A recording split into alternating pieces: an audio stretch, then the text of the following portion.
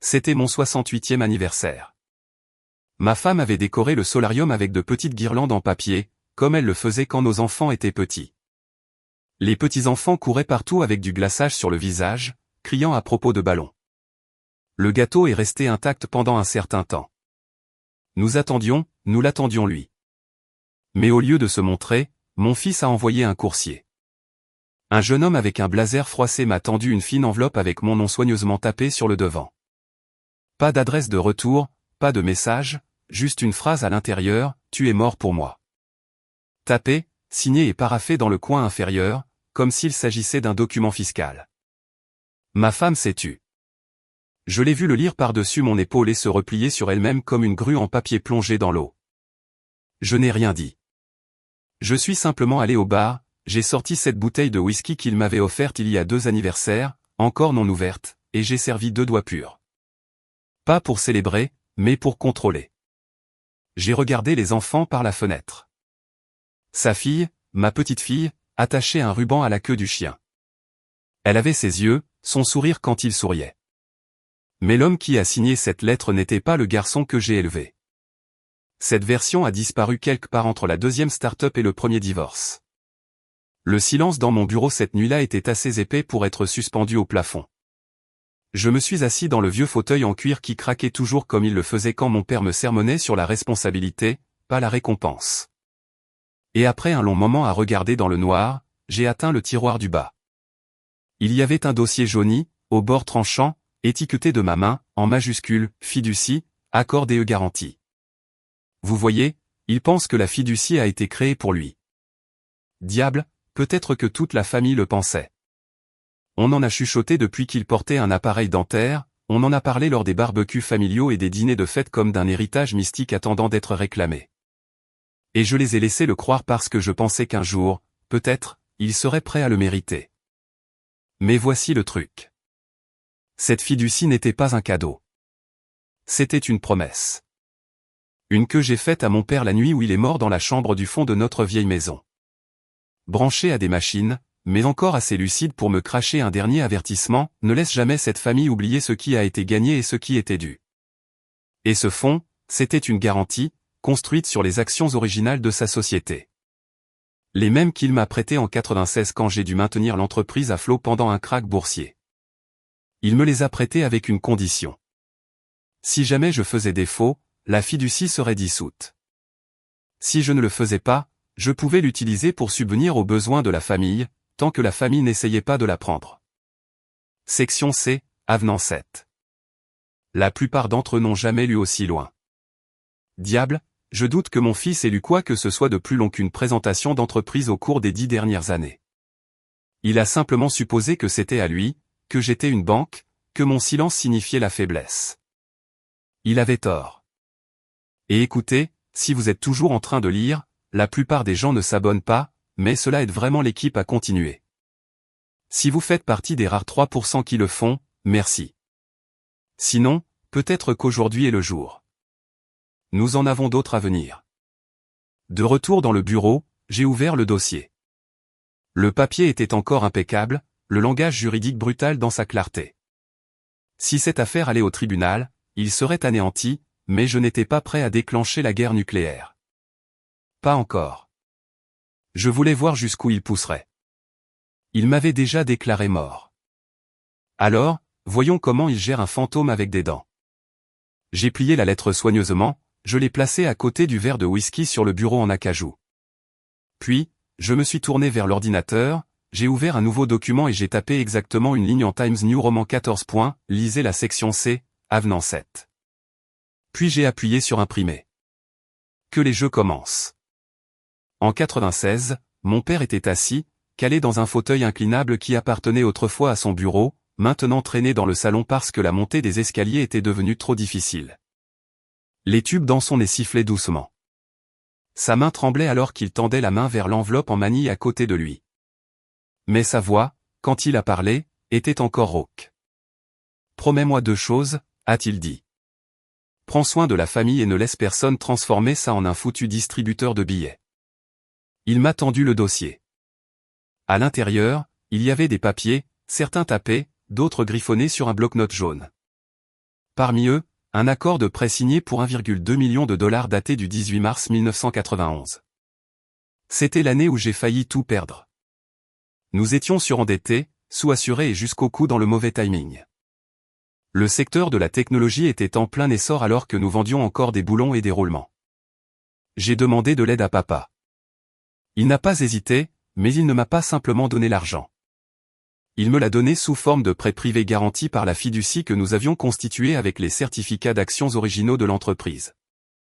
Les tout premiers émis lorsque l'entreprise comptait 10 employés et fonctionnait dans un garage à Chesterfield. Mon héritage, non, ma responsabilité. C'était brillant, de cette manière née de la dépression du vieux monde.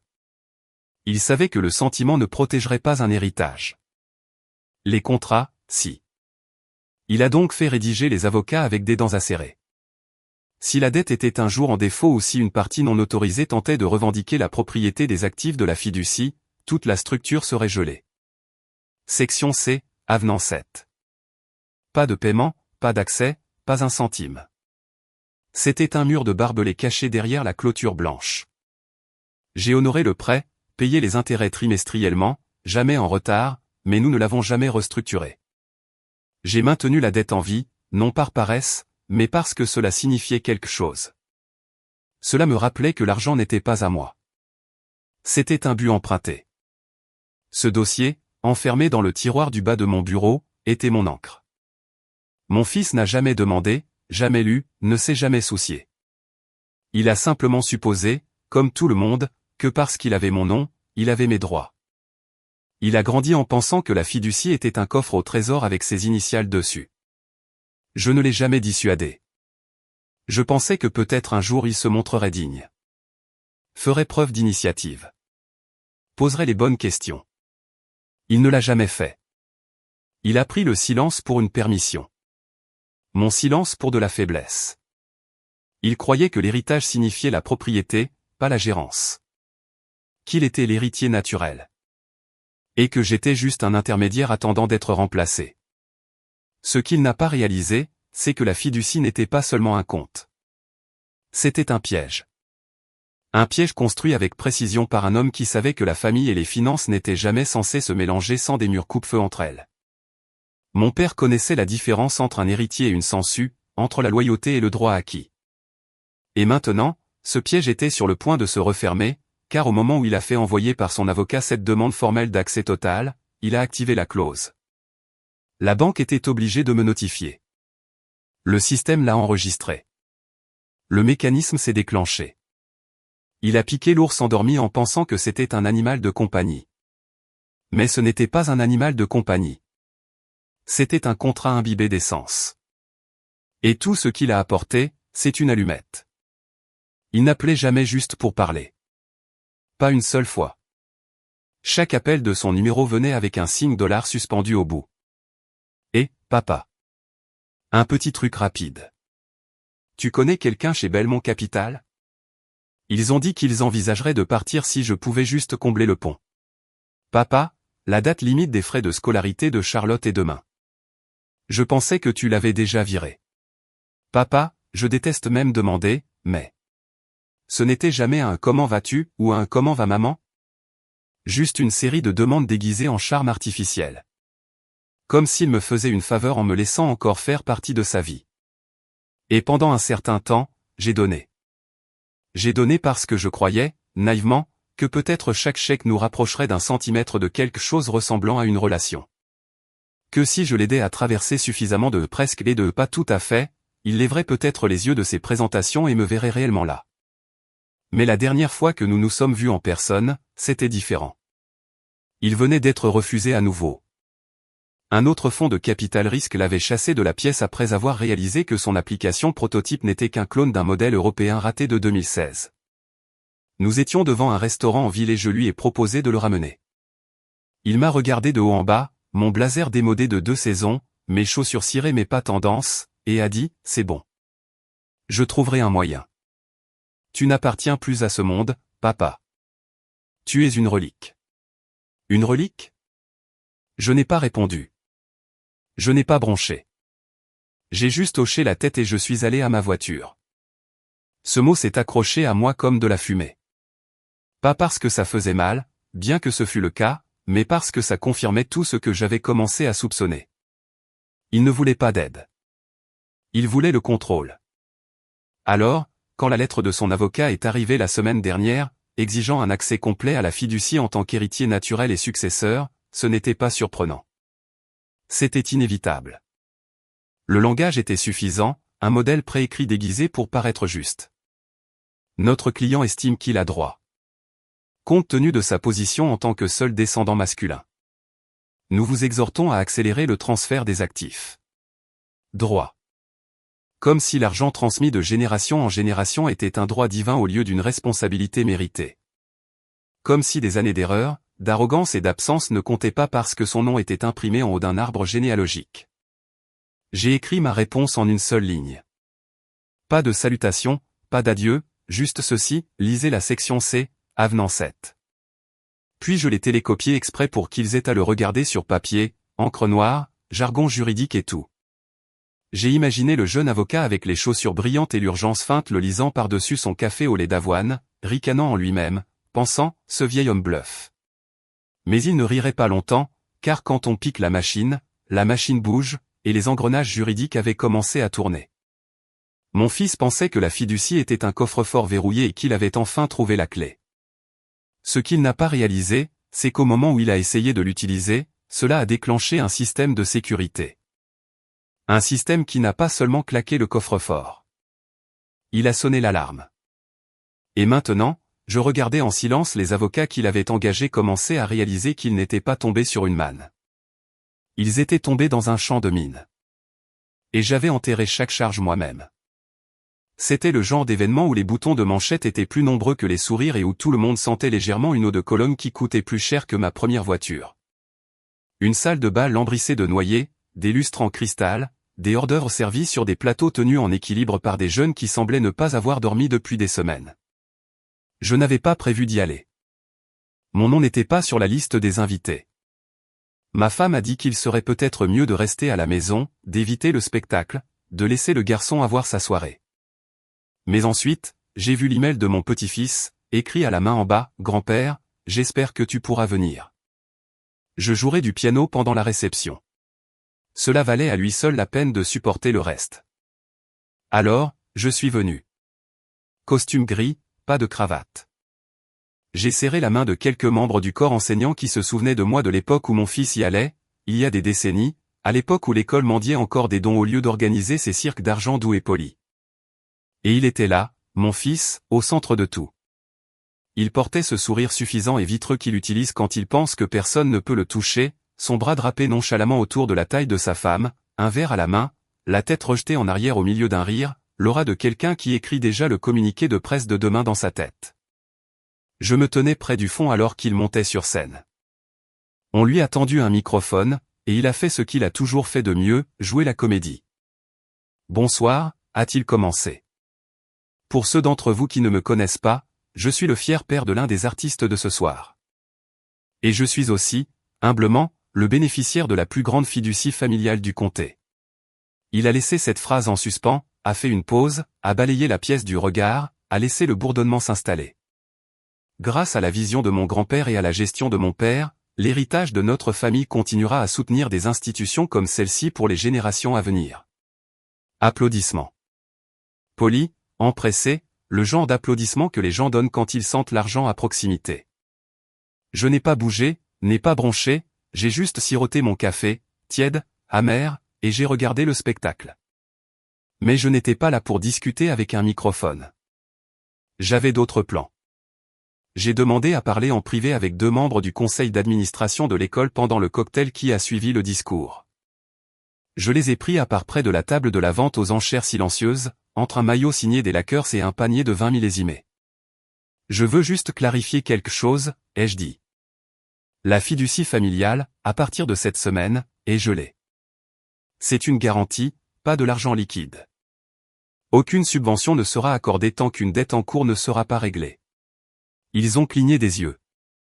L'une d'entre eux, une femme plus âgée avec un chignon serré et des instincts plus vifs qu'elle ne le laissait paraître, a dit « Je suis désolé, quoi ?»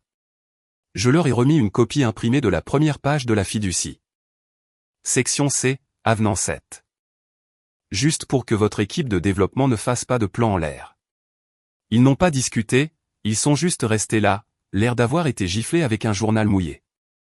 Plus tard, alors que je me dirigeais vers le voiturier, j'ai vu mon fils de loin, en pleine conversation avec un couple du conseil d'administration. L'expression de leur visage avait changé. La chaleur avait disparu, remplacée par le calcul. Il a levé les yeux, et pendant un instant, juste un éclair, nos regards se sont croisés. J'ai hoché la tête. Il n'a pas répondu. Mais il savait que l'illusion qu'il avait si soigneusement entretenue, l'image qu'il avait projetée pendant des années qu'il était l'héritier, l'homme en charge, le canal doré d'un héritage se fissurait. Et je n'avais pas dit un mot dans un microphone. J'avais simplement rappelé la vérité aux bonnes personnes.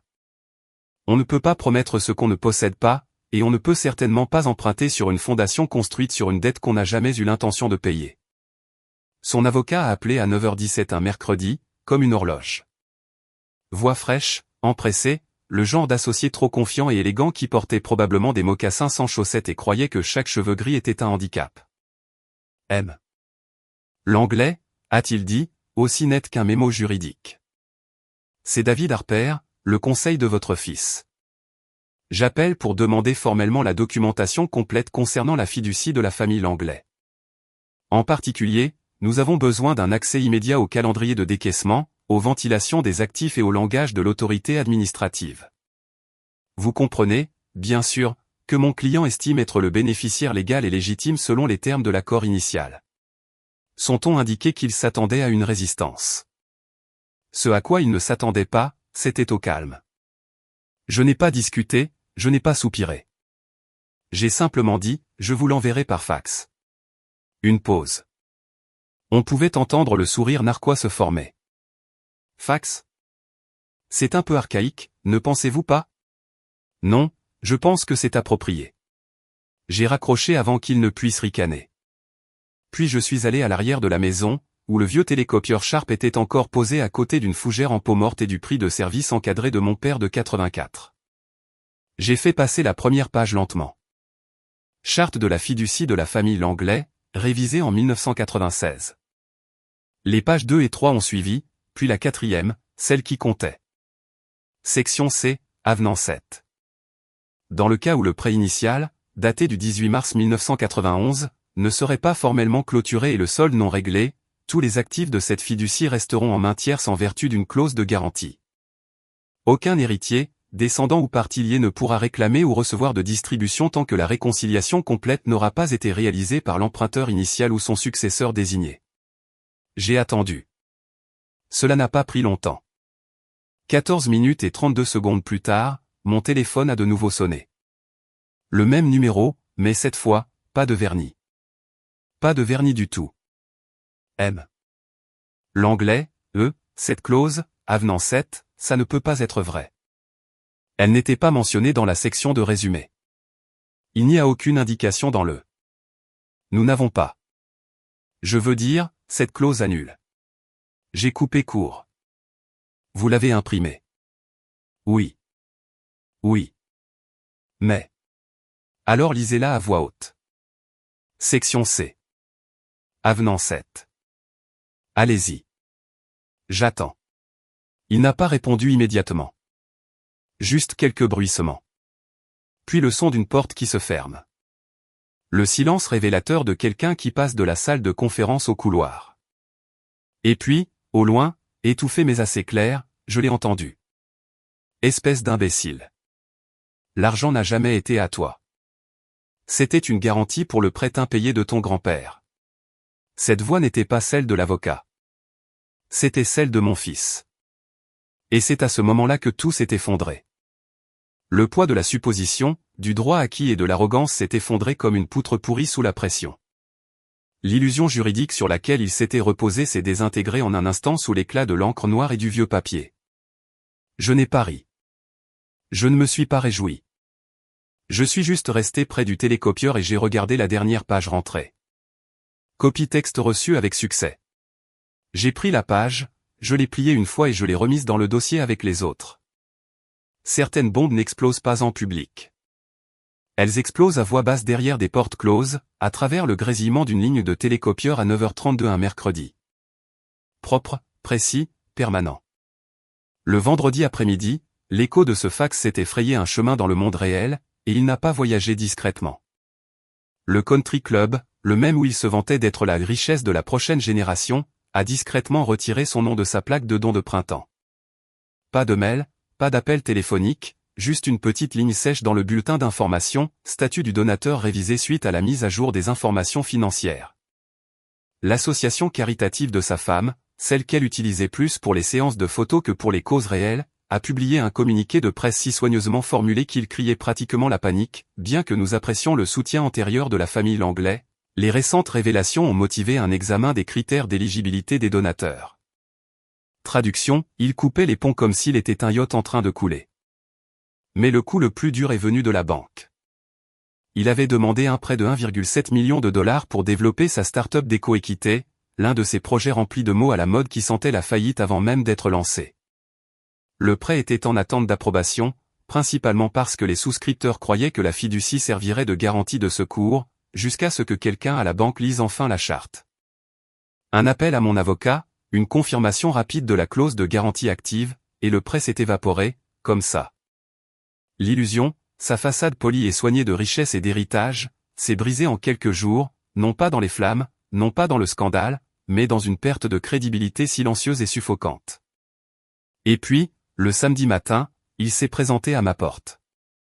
Pas avec des caméras, pas avec son visage habituel de performance, juste là, en jean et chemise froissée, l'air de peser 5 kilos de moins et d'avoir 10 ans de plus que sur la scène du gala. J'ai ouvert la porte à moitié. Il n'a pas dit bonjour. Il n'a pas dit pardon, juste je dois parler. Je l'ai regardé, vraiment regardé, et pour la première fois depuis des années, je n'ai pas vu l'ambition ou le défi dans ses yeux. J'ai vu une version vidée d'un garçon qui avait pleuré un jour la mort de son poisson rouge. Maintenant, la seule chose morte était son ego. J'aurais pu l'inviter à entrer. J'aurais pu le laisser s'asseoir à la même table de cuisine où il m'avait supplié un jour de lui donner 100 000 $ avec ce sourire faux et un « Allez papa, c'est juste une petite faveur ». Mais je n'ai pas bougé. Au lieu de ça, j'ai dit « Tu l'as déjà fait ». Il a froncé les sourcils. Quoi ? Pour mon anniversaire, ai-je ajouté, tu te souviens ? Tu as dit tout ce que tu avais à dire. Il a baissé les yeux sur le sol du porche, les lèvres serrées comme s'il allait parler, mais il s'est retenu. Intelligent. Aucun discours n'aurait pu réparer les dégâts. Aucune supplique n'aurait pu reconstruire ce qu'il avait passé des années à dynamiter silencieusement par en dessous. Derrière lui, la rue était calme. Pas de Tesla, pas d'entourage, juste une seule voiture avec un pare-chocs arrière cabossé. Il n'était pas là en prince revenant réclamer le trône. Il était juste un homme au bord du gouffre, tendant une main qui avait déjà poussé trop loin. J'ai attendu. Il n'a pas dit un mot de plus. J'ai fermé la porte. Pas un claquement, juste un clic régulier et définitif. Il est resté là pendant 30 secondes de plus avant de retourner à sa voiture. Parfois, la honte ne ressemble pas à des larmes. Elle ressemble à un dos voûté lors d'une lente marche dans une allée que l'on possédait autrefois dans sa tête. Et parfois, la pitié la plus cruelle est de ne pas avoir de pitié du tout. Il a appelé 2 jours plus tard et a demandé à ce qu'on se rencontre d'homme à homme. Cette expression avait autrefois un sens dans sa famille, avant d'être remplacée par des mots à la mode de conférences TED et des platitudes d'Instagram. Pourtant, j'ai accepté. Je lui ai dit de me retrouver dans l'ancien bureau, celui de l'aile de la maison qui n'avait pas changé depuis la fin des années 90. Des boiseries, des photos encadrées en noir et blanc du plancher original de l'usine. Une lampe en laiton avec un abat-jour vert fissuré. La machine à téléscripteur était inactive dans le coin, la même que j'avais utilisée pour lui apprendre à lire les résultats trimestriels quand il avait 9 ans. Il est arrivé à l'heure. Pas de blazer, pas de prétention, juste un visage calme et des yeux fatigués. Il a regardé la pièce comme si c'était un musée de quelque chose d'éteint. J'ai fait un geste vers le fauteuil en cuir en face de mon bureau. Il ne s'est pas assis. J'ai besoin de comprendre, a-t-il commencé. Pourquoi ? Pourquoi construirais-tu tout ça juste pour me l'enlever ? J'ai posé mon stylo. Laisse-moi te poser une question, ai-je dit. Tu te souviens de ce qu'était cette pièce ? Avant que ce ne soit juste l'endroit où tu te tenais pour me crier dessus à propos du financement de ton arnaque aux crypto-monnaies. Il a cligné des yeux. N'a pas répondu. C'est ici que ton grand-père m'a fait promettre de ne pas laisser la famille oublier ce que signifie le sacrifice. C'est ici que j'ai signé le prêt qui a maintenu notre entreprise en vie. Où j'ai hypothéqué ma fierté et mon avenir et reconstruit ce nom brique par brique.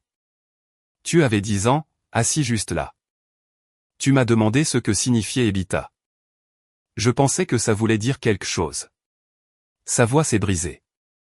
J'étais un enfant. Je ne savais pas quoi. Tu n'es plus un enfant, ai-je dit sèchement. Tu es un homme adulte qui a fait choix après choix, pensant que l'héritage est un distributeur automatique. Il a ouvert la bouche pour protester, puis s'est ravisé. Je me suis levé, je suis allé au classeur et j'ai sorti un vieux dossier en manille, froissé, effiloché, mais intact. Je l'ai laissé tomber doucement sur le bureau. Ce n'est pas juste une fiducie. C'est un monument à une dette. Ma dette envers lui. Il m'a fait confiance, pas à toi. Il a dégluti. Le masque glissait.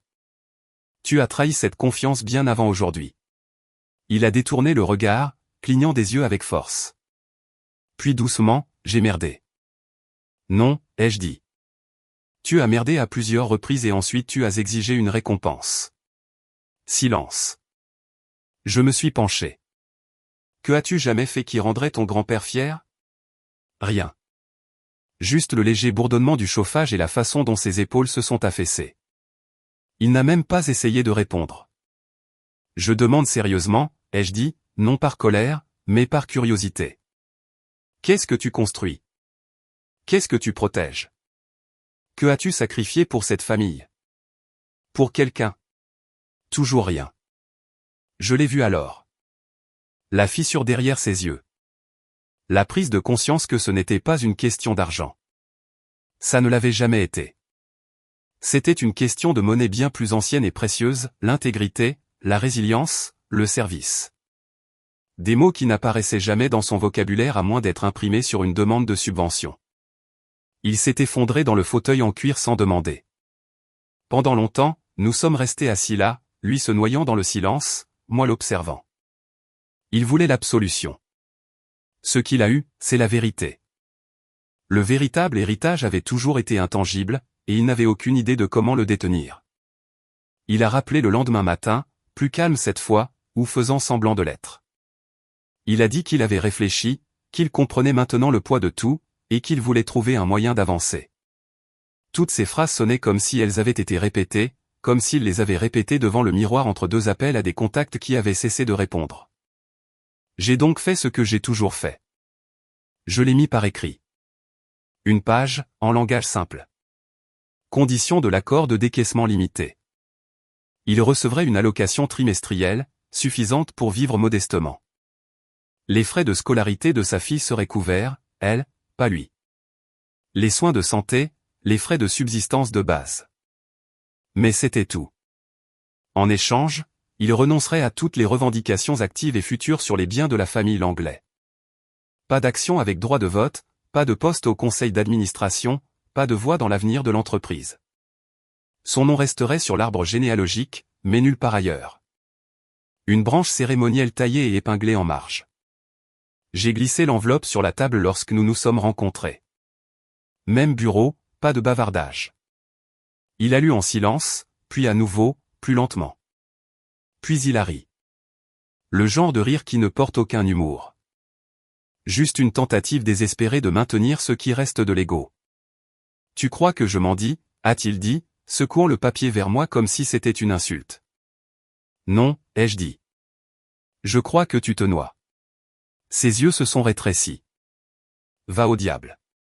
J'y suis déjà allé, ai-je dit. Ça ressemblait beaucoup à financer tes 3 premières entreprises. Il s'est levé si vite que la chaise a raclé le parquet comme un cri. Tu veux que je renonce à mon droit d'aînesse pour des miettes? Sa voix a grimpé d'une octave. Tu as peur de moi. C'est ça. Tu as peur que je fasse quelque chose que tu n'as pas pu faire. Je suis resté assis. Je n'ai pas peur de ce que tu feras, ai-je répondu. J'ai peur du nombre de personnes que tu blesseras encore en prétendant être un homme que tu n'es pas. Il a déchiré le papier en deux. Il ne l'a pas plié. Il ne l'a même pas regardé. Il l'a juste déchiqueté comme s'il l'avait mordu. Une moitié est tombée par terre. L'autre, il l'a froissé dans son poing. J'ai bâti mon propre nom, a-t-il grogné. Tu l'as fait, ai-je dit. Et maintenant, personne ne veut y être associé. Celle-là a fait mouche. Il est devenu rouge, la mâchoire serrée, mais il n'a pas parlé. Il est juste resté là, les poings tremblants, le souffle court. Un enfant faisant une crise de colère dans le corps d'un homme. Puis il est sorti en trombe. N'a pas regardé en arrière. N'a même pas fermé la porte derrière lui. J'ai ramassé la page déchirée, je l'ai lissée contre le bureau, puis je l'ai laissée tomber dans le tiroir à côté de la charte originale de la fiducie. Qu'elle reste là, à côté de l'histoire, un autre artefact du musée familial des presque l'aider aurait pu être. Il s'est détourné de la dernière bouée de sauvetage qu'il avait parce qu'elle n'était pas emballée dans un cadeau avec un vernis d'ego. Ce qu'il n'a pas réalisé, ce qu'il refusait encore d'accepter, c'est que l'orgueil en excès n'est pas une armure. C'est une ancre. Le dénouement n'est pas venu comme une avalanche. Il est venu comme une pourriture. Silencieux, régulier, inévitable. D'abord, il y a eu l'application. L'entreprise d'éco-hospitalité qui devait être le prochain Airbnb, mais en plus vert. Les investisseurs se sont retirés une fois qu'ils ont réalisé que sa seule garantie était un mythe et un nom de famille.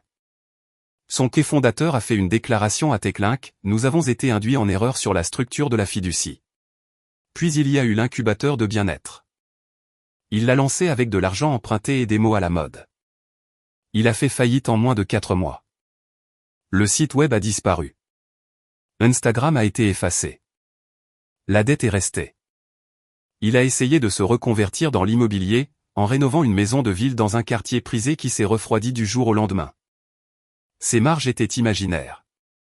Ses acheteurs se sont évaporés. Et son prêteur, une entreprise dirigée par des gens qui n'envoient pas d'avertissement de courtoisie, a mis la maison aux enchères 2 semaines après le défaut de paiement.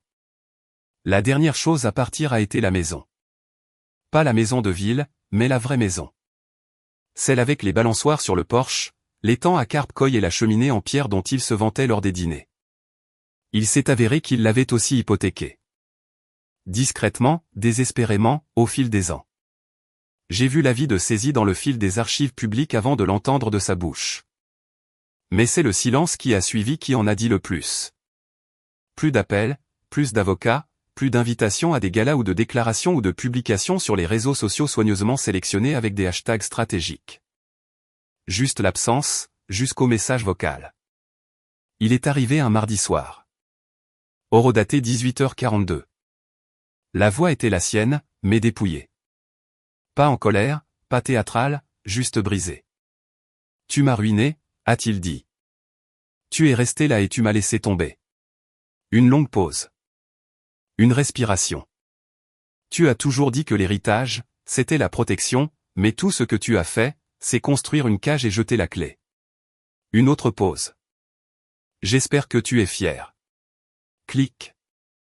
Je l'ai écouté une fois, puis une autre, puis je l'ai sauvegardé dans un dossier nommé simplement Octobre. Je ne l'ai pas supprimé.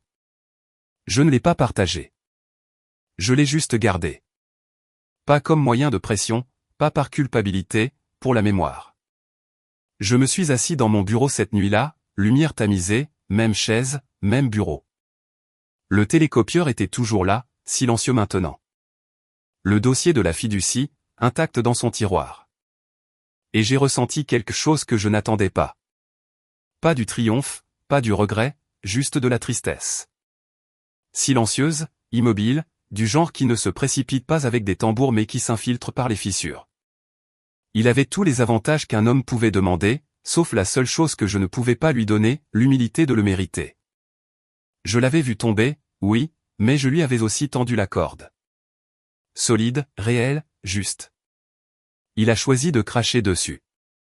Et pourtant, assis là, je ne me sentais pas comme le vainqueur, juste comme le dernier survivant dans un verger incendié, tenant l'acte de propriété des cendres. La fête battait son plein quand je suis arrivé. Ballons, guirlandes, table pliante gémissant sous le poids de trop de gratin. Une machine à bulles sifflait dans le coin le plus éloigné de la pelouse tandis qu'un haut-parleur diffusait des chansons de Taylor Swift à un volume que seuls les enfants peuvent tolérer. Mon arrière-petite-fille fêtait ses 4 ans ce jour-là. Elle m'a repéré de l'autre côté du jardin et a foncé vers moi, couette au vent, du glaçage violet étalé sur une joue. Elle s'est enroulée autour de ma jambe avec une joie si pure qu'elle a failli me faire perdre l'équilibre. « Papa » a-t-elle crié.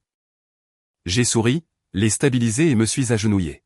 « Joyeux anniversaire, ma chérie. » Elle m'a tendu un cupcake avec un ourson en gélatine planté dessus comme une couronne. Je l'ai pris. Nous nous sommes assis sur les marches du porche et l'avons partagé, juste nous deux. Alors que ses cousins criaient autour du château gonflable, je l'ai vu avant qu'il ne me voie. Il se tenait près de la clôture, loin de la nourriture, des rires, de la famille, vêtu d'un manteau qui avait connu de meilleurs hivers. Les mains dans les poches, le regard fixe. Pas d'assiette, pas de cadeau, pas de bienvenue. Il n'avait pas été invité, mais il est venu quand même. Finalement, il a marché sur l'herbe et a traversé le jardin. Ses mouvements étaient lents, non pas comme quelqu'un qui s'approche d'un combat, mais comme quelqu'un qui porte le poids d'un combat déjà perdu. Il n'a pas parlé tout de suite, il m'a juste regardé, puis a baissé les yeux sur la fille de sa fille. Elle ne l'a pas remarqué, ou peut-être qu'elle ne l'a pas reconnu, ou peut-être qu'elle ne savait tout simplement pas qu'il était censé compter. Je me suis levé, de mon manteau j'ai sorti une enveloppe scellée, une dernière copie de la charte de la fiducie, légèrement jaunie, agrafée dans le coin. J'avais marqué l'endroit avec un trombone. Je la lui ai tendue. Page 14, ai-je dit.